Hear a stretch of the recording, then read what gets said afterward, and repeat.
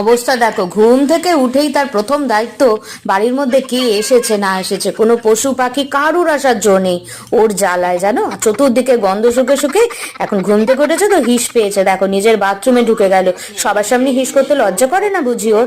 আর দৌড়ে দৌড়ে দেখছে যে কে এসেছে না এসেছে।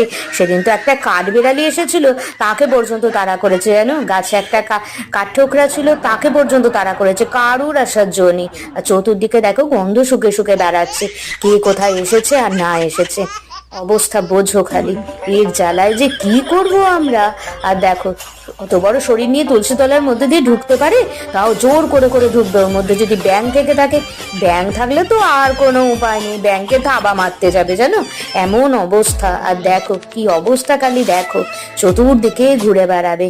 এবার ক্লান্ত হয়ে পড়েছে, ক্লান্ত হয়ে মানে কি, ও চুপচাপ থাকছে এই কারণেই কে কখন আসবে ও ধরবে তাকে।